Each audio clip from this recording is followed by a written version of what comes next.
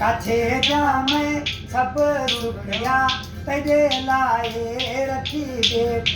सजण आसी तकद खासू मखण आसी तकद खासू जरा भी ना चखी बेटा काछे जामे हर सुखिया तेरे लाए रखी बेटा काछे जामे सब सुखिया तेरे लाए रखी बेटा पीनू दी मत ते पीनू तेरा दी मत ते तेरा दी मत ते पीनू दी मत ते पीनू तेरा दी मत ते मंगे किधरे गन्ने आगू किती बेटा आगू ढेर मंगे किधरे गन्ने आगू किती बेटा आगू ढेर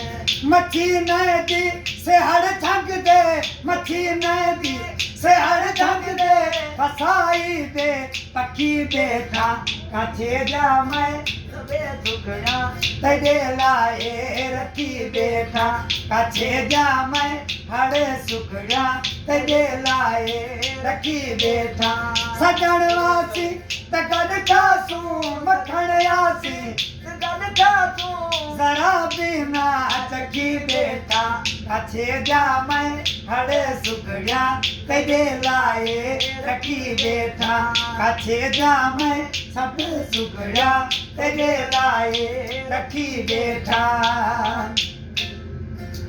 अन्ना आज पीछे तो आ जाइए सन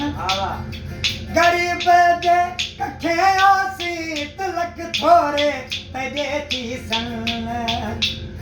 गरीब दे कखे आसी तिलक थोरे तेरे थी सन बिछा दे सही तुका मिरली थारे नेणे मैदे पोसन पिछा दे सही तुका मिरली थारे नेणे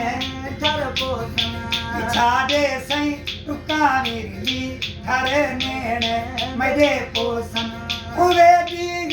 कदापि सन उवे दीग कदापि सन जेके दिल विच लिखी बैठा काछे जामे हरे सुखड़ा तेरे लाए रखी बेटा काछे जामे सब सुखड़ा तेरे लाए रखी बेटा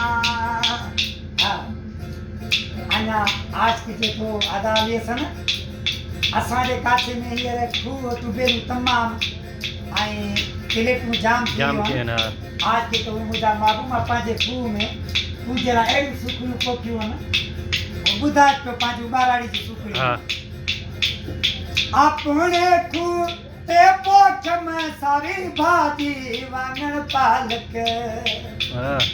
अपने खूह ते पोख में सारी भाजी वांगण पालक सरयों दा साग गड़िया गजरा जके खावी तू वही मालिक सरयों दा साग गड़िया गजरा जके खावी तू वही मालिक के शायकू नरत खातम के शायकू नरत खातम खादा मानी रुखी बेटा काछे जामे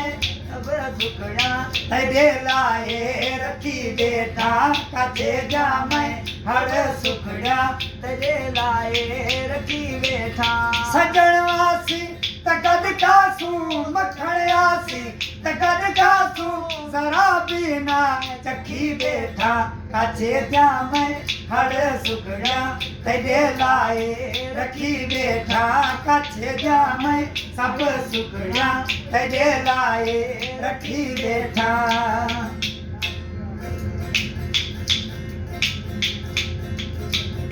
तैका सेवा करार कुनी अब लागे बिरहमानी तैका सेवा करार कुनी अब लागे बिरहमानी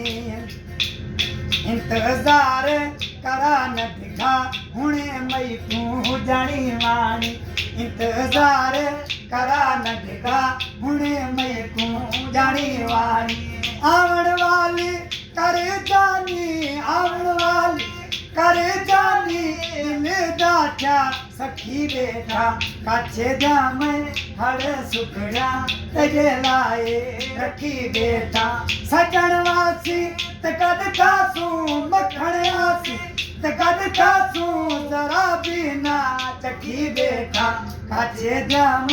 हर सुखड़ा तेरे लाए रखी बेटा काछे जाम सब सुखड़ा तेरे लाए रखी बेटा।